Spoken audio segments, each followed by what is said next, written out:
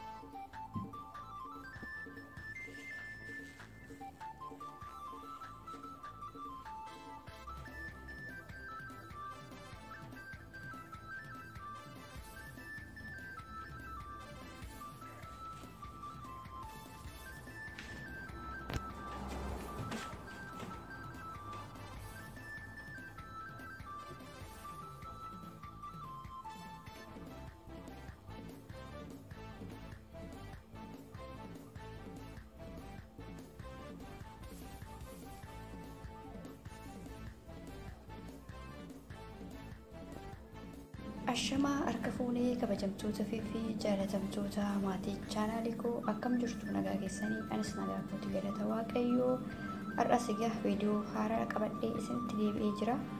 Osoo gara viidiyoo kiyya guyyaa har'aatti isiniin dabarsuun duratti warroonni chaanaala kanaaf haaraa taatan chaanaalii kana subscribe gochuun maamila naaf ta'a. Warroonni akka kanaan dura maamila naaf taatanii jirtan immoo guddaa galatoomaa. Viidiyoo kana haga dhumaa daawwadha.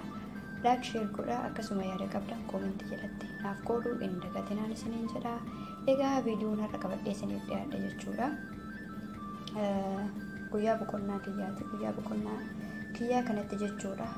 Rifeensa kiyyaa fi wantoota fayyadamu qopheeffachaa jira. Akkasumallee ofii kiyyaa fayyadamee isinillee akka irraa fayyadamtaniif isiniif qoodaa jira jechuudha. Kanaaf wantoonni ani fayyadamuuf qopheeffadhe jechuudha. Asitti kan argaa jirtanii ruuziidha jechuudha. Ruuzii affeelamaadha jechuudha. Ruuzii affeelamaa akkasuma killee tokko akkasumallee jechuudha zayituuna qopheessee jira jechuudha. Wantoota kana akkamitti fayyadamna jechuudha. Bu'aan isaa maali? Faayidaan isaa maali jechuun keessan immoo waanuma nuulledha jechuudha. Kanaaf sagalee kiyyaaf dhiifama isiniin jedha. Utaallotu narra jira. Egaa aga danda'ame xiqqoo ol kaasuun ayyaalaa xiqqoo utaallo waan irra jiruuf sagaleen kiyyaa baay'ee isinitti toluu dhiisuu danda'a. Kanaaf egaa ruuzii kana namoonni rifeensi keessan fuula duraan isin jalaa deemu sababa garaagaraatiin sababa ho'atiin akkasumallee sababa yeroo hojjettan shaashii garaagaraa marachuudhaan wantoota garaagaraatiin rifeensi keenya fuula duraan xiqqoo nu jalaa deemuu danda'a jechuudha.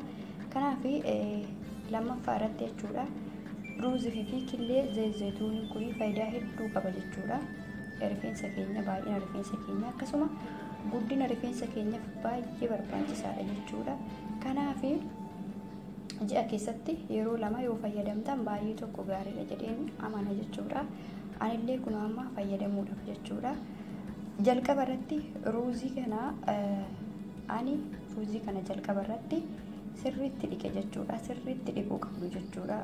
Ruuzii yoo sirriitti dhiqtan malee baay'ee tokko sirrii hin dhufu. Kanaaf ruuzii kana sirriitti dhiqtanii meeshaa qulqulluu ta'etti affeeltu jechuudha. Erga affeeltanii baastanii jechuudha. Egaa mee waluma faana hojjenna jechuudha. Maal akkam godhu asitti garuu maashina qopheeffadhee jira jechuudha. Maashina ittiin kana sadandaaqu qopheeffadhee jira jechuudha. Kanaaf maashina kanatti jechuudha ruuzii kana ni garagashina jechuudha. Isteepii itti fayyadamuun yoo hordoftan jechuudha. Zayitii itti goona, killee itti cabsina jechuudha. Egaa kabajamtoota hordoftoota keenya ruuzii akkasuma zayituuni killee tokko itti godhee jira jechuudha. Amma ni daakna jechuudha. Sirriitti daakamuu qaba jechuudha. Wantoonni kun sadan sirriitti daakamuu qaba. Kanaaf walumaan daakna anuma wajjin tura.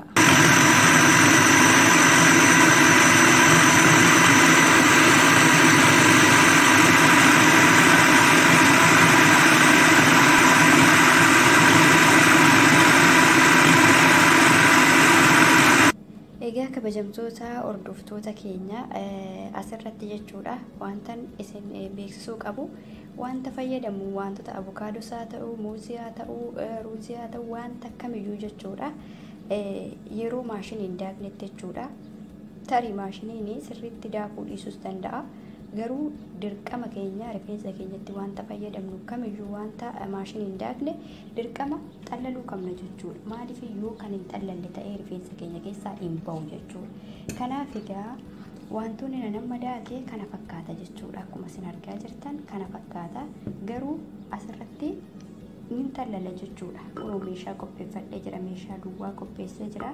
Meeshaa kanatti xallalee jechuudha. Sana booda fayyadama malee osoo hin xallalin yoo kan fayyadamu ta'e rifeensa keenya keessaa hin ba'u jechuudha.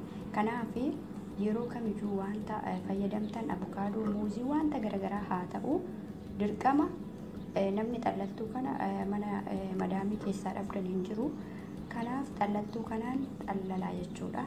Gubbaa irratti wantoota afutu jira. Wantoota sana immoo osoo hin xallalin bifuma kanaan akkanatti yoo kan fayyadamnu ta'e rifeensa keenya keessatti afaa rifeensa keenya keessa nuuf hin ba'u jechuudha. Filleellee nuuf hin ba'u. Kanaafuu meegaa xallalee walitti deebina jechuudha. Aga viidiyoo dhuma kanatti daawwadha.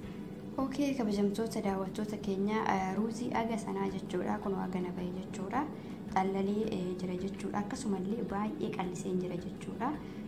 Baay'een qal'ise maaliif yoo inni qal'isuu baadhe jechuudha akka dhadhaa ta'a jechuudha ruuziin furdata yoo ta'eyyuu kanaafuyyuu haala kanaan ani qal'isee fayyadama jechuudha yeroo mara jechuudha zayituun illee itti godhame akkasuma killee illee itti godhame waan ta'eef ni qal'ata jechuudha haala kanaan fayyadamuu hin dandeessu jechuudha ani kun haala kanaan fayyadama isinis haala kanaan itti fayyadamuu hin dandeessu garuu osoo hin xallalle ruuzii daaktanii wantoota garagaraa daaktanii akkuma maashinii keessaa baastanii fayyadamuu hin qabdan jechuudha.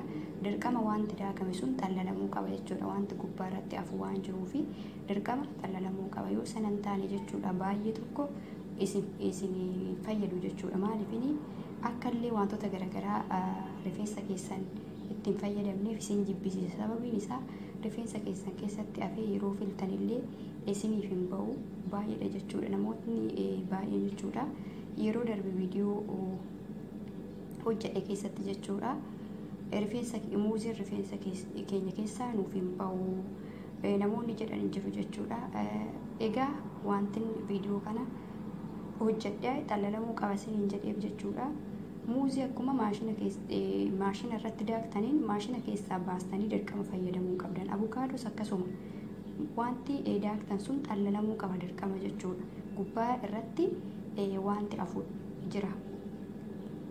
Yoo kan callistanii daaktanii fayyadamtan rifeensa keessan keessatti afuun dirqama isaati jechuudha. Maaliif hin xallalle waan ta'eef kanaafuu wanta fayyadamtan kamirrattuyyuu xallaltuudhaan xallalaa jechuudha. Wanti gubbaa irratti afu kosiin isaa gubbaa irratti hafa waan ta'eef kana isiniin jedha jechuudha. Kabajamtoota hordoftoota keenya yeroo iriftii qabdan akkasuma yeroo boqonnaa keessanii wantoota garagaraa rifeensa keessaniif fayyadamaa isiniin jedha.